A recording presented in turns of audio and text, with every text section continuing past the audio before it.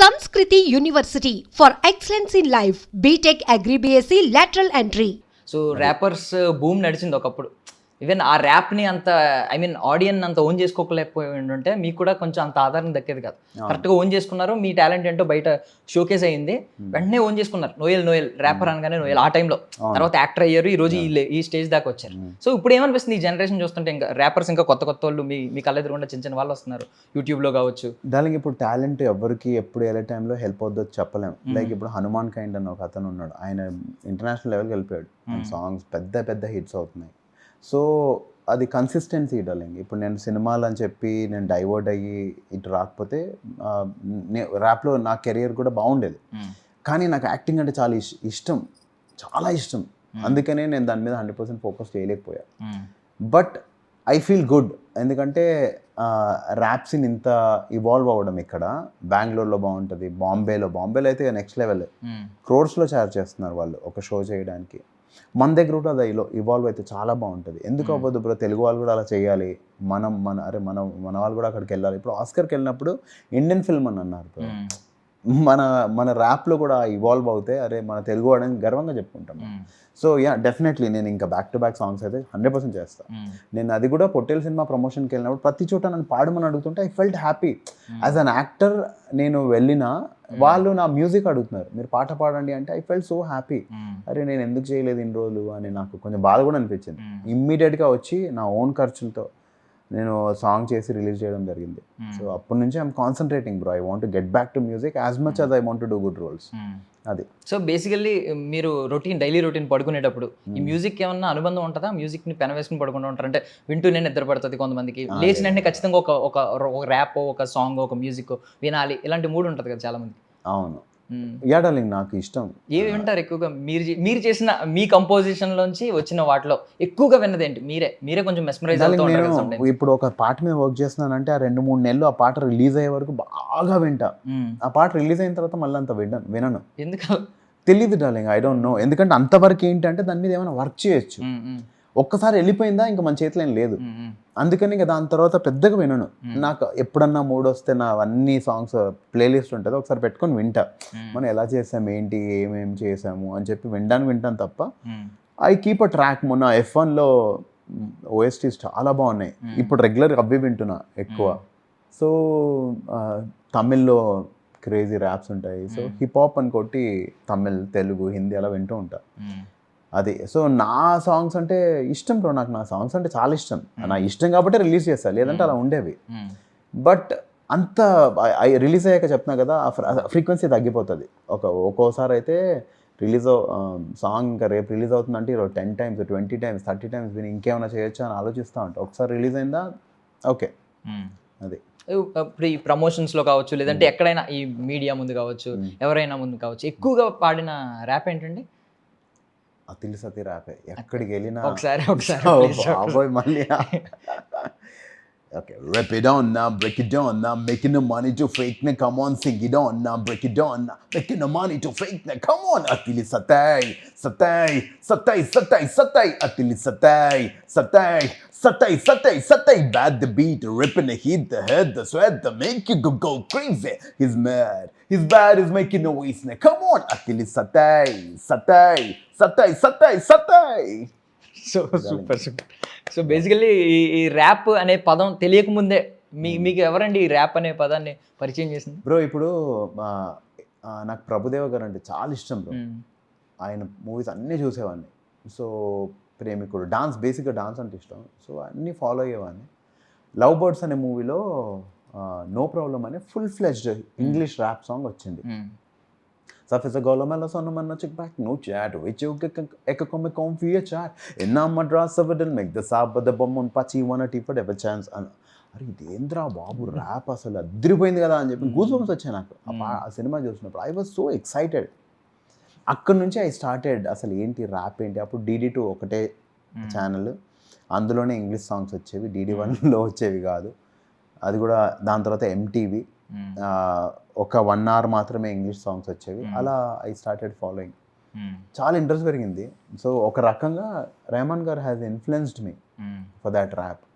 Rahman garu influence చేస్తే Keeravani sir made me a rapper. ఆ influence లేకపోతే నేను అతిలి సతి పాడేవాడిని కాదు. అప్పుడు ఆ ఇంట్రెస్ట్ క్రియేట్ అయ్యి ఐ స్టార్టెడ్ రైటింగ్. అది డార్లింగ్. ఈ గ్రౌండెడ్ నేచర్ ఉంది కదా మీకు, ఎప్పటి నుంచో ఉంది. సెట్స్లో కావచ్చు, ఎవరినైనా చిన్న చిన్న వాళ్ళని కూడా పలకరిస్తూ ఉంటారు. సో ఇది ఎక్కడి నుంచి వచ్చిందంటే, మీరు ఎర్లీ డేస్లో, మీరు చిన్నతనంలో ఫాదర్ మదర్ కూడా ఫైనాన్షియల్గా కొంచెం స్ట్రగుల్స్, ఇవన్నిటి నుంచి వచ్చిందా? డార్లింగ్ ఇప్పుడు మా మమ్మీ మేము చిన్నగా ఉన్నప్పుడు 100 రూపీస్కి ఒక ఇంట్లో సర్వెంట్లా వర్క్ చేసేవాళ్ళు బ్రో. నేను వాళ్ళకి ఏమైనా సరుకులు కావాలంటే నాకు చిట్టి రాసిస్తే నేను వెళ్ళి తెచ్చేవాడిని.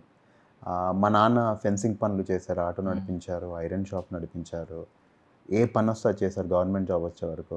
నేను మా నాన్న ఫెన్సింగ్ కూడా వేసాను. మా అక్క కూడా ఇంట్లో పని చేసేది. మా టీచర్ వాళ్ళ ఇంట్లోనే మా అక్క సర్వెంట్లా చేసేది, తను చదువు కంటిన్యూ చేయడానికి. మా అక్క చాలా బాగా చదువుతారు. ఫస్ట్ మా నాన్న మధ్యలో ఫైనాన్షియల్ స్టేటస్ బాగాలేక చదువు మానిపించేద్దామంటే, ఎందుకు మానిపిస్తావు అది ఇదనని ఇంకా తనకు తానే సపోర్ట్ చేసుకుని. అండ్ నాకు అర్థమైంది ఏంటంటే డార్లింగ్, మనందరం ఒక పని గురించే వచ్చాం బ్రో భూమి మీదకి. అందరం ఒక పని మీద వచ్చాం.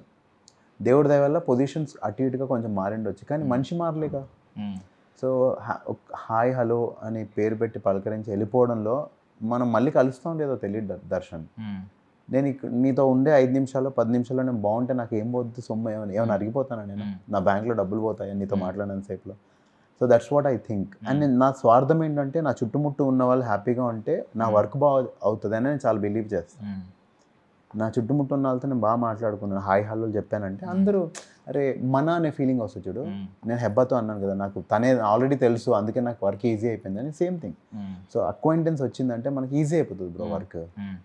సో ఇప్పుడు ఆల్మోస్ట్ ఇన్ని ఇయర్స్ అయిపోయింది, రేపు ఇంకొక 10 ఇయర్స్ అయిపోయిన తర్వాత కూడా మళ్ళీ రీ రిలీజ్ అనే కాన్సెప్ట్ వచ్చి కుమారి 21F మళ్ళీ రీ రిలీజ్ అవ్వచ్చు.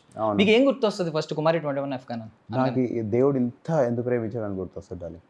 ఎందుకు అంటే దేవి గారు మ్యూజిక్, సుకుమార్ గారు ఫస్ట్ టైం ఆయన అంత పెద్ద డైరెక్టర్ అయినా సినిమా ప్రొడ్యూస్ చేస్తున్నారు. దాని తర్వాత రత్నవేల్ గారు, నేను అంటే అంత పెద్ద డైరెక్టర్తో మ్యూజిక్ కెమెరామెన్తో నేను మళ్ళీ వర్క్ చేయగలుగుతానా లేదా నాకు తెలియదు. ఆ చిన్న వయసులో నాకు ఇచ్చిన అదృష్టం అది. సో రాజమౌళి గారితో వర్క్ చేశారు. ఇప్పుడు ఆయన లెవెల్ వేరు, పాన్ వరల్డ్ గేట్స్ ఓపెన్ చేశారు ఆల్మోస్ట్.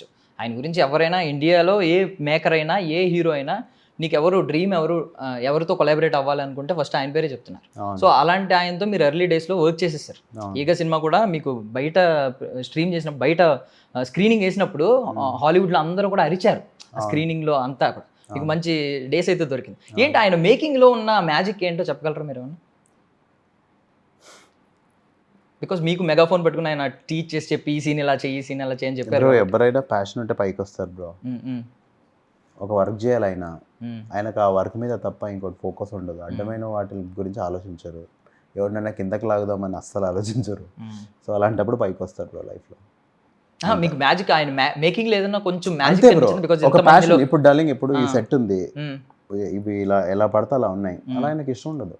he'll make sure ఆయన చేసే 5 నిమిషాల వరకైనా he'll make sure he'll do it in the best way. That's what I saw. నాకున్న దాంట్లో నాకున్న చిన్న బ్రెయిన్ అంటే ఆయన చాలా పెద్ద మేధావి. నేను అర్థం చేసుకున్న దాంట్లో ఆయన దేంట్లో కాంప్రమైజ్ అవ్వరు. కాంప్రమైజ్ అవ్వకపోతేనే పైకి వస్తుంది లైఫ్లో, అంతే. సో ఈవెన్ ఏగా సినిమా చేసినప్పుడు నాని గారు కూడా స్టార్డమ్ లేదు అంత, బికాస్ ఆ రోల్ కూడా ఆల్మోస్ట్ ఒక 15 మినిట్స్ ఆయనకు ఆల్రెడీ హిట్స్ ఉన్నాయి బ్రో. ఆయన సినిమాలు ఆయనకు ఉన్నాయి, స్టార్డమ్ లేదు. అంటే అది మనం స్టార్ అని, నేచురల్ స్టార్ అని మీ దృష్టిలో, నా దృష్టిలో అయితే ఆల్రెడీ స్టార్ బ్రో. అదే ఇప్పుడు ఆ 15 మినిట్స్ రోల్ కాబట్టి ఈవెన్ పెద్ద పెద్ద స్టార్స్ కూడా ఆయన నాకు తెలిసి వినిపించలేదేమో మేబీ. ఆ నెరేషన్ 15 మినిట్స్ ఉంటారు కదా, తర్వాత అంతా ఏగేమే ఉంటుంది సినిమా అంతా. ఓకే, నాన్నగారు చనిపోయిన తర్వాత. సో అప్పుడు మీకు ఏమన్నా అనిపించిందా? బికాజ్ ఇప్పుడు ఆయన ఒక స్టేట్మెంట్ పాస్ చేసి ఆ స్టేట్మెంట్ని ప్రూవ్ చేసుకుంటున్నారు. నేను మీకు దూరం నుంచి నేను అదే ఒక ఇటుకలా కనిపిస్తున్నాను, నేను ఇటుక పేరుస్తున్నాను, దూరం నుంచి చూస్తే మీకు ఒక గోడ కనిపిస్తుంది ఒక రోజు, ఎవ్వడో బద్దలు కొట్టలేడు, ఏ బుల్డోజర్ బద్దలు కొట్టలేదు అని చెప్పి. నిజంగా ఈ రోజు అలాగే కనిపిస్తుంది. ఆయన ప్రొడక్షన్ హౌస్లు రెండు బ్యానర్స్ ఇవన్నీ చేసుకోవడం. మీకు ఆ రోజుల్లో ఏమనిపించింది ఆయన డెడికేషన్ గురించి, ఆయన యాక్టింగ్లో అంటే తెలిసిపోతుంది. మహానటి సావిత్రి గారికి సహజ నటి అని పేరు ఉంది, అంటే న్యాచురల్. అలాంటి పేరు ఆయనకి ఆడియన్స్ ఇచ్చారంటేనే మనం అర్థం చేసుకోవాలి ఆయన ఎంత ప్రేమించారు, ఎంత ఓన్ చేసుకున్నారని. అలా ఎవరిని ఓన్ చేసుకున్నా అంతే డార్లింగ్. ఇప్పుడు వాళ్ళు అంత బిరుదిచ్చారంటేనే ఈయన ఒక మనవాడు, మావాడు, న్యాచురల్ బాయ్ నెక్స్ట్ డోర్ అంటారు. అంటే మన అని యాక్సెప్ట్ చేశారు. సో మన అని యాక్సెప్ట్ చేస్తే జనాలు ఎక్కడికైనా తీసుకెళ్ళిపోతారు. అండ్ ఆయన అంటే హ్యాట్స్ ఆఫ్. ఇప్పుడు ప్రొడ్యూస్ కూడా చేస్తున్నారు కొత్త డైరెక్టర్స్ అండ్ అందరు కొత్త డైరెక్టర్స్ ఆయన వర్క్ చేసిన వాళ్ళందరూ. Amazing, very good to see that.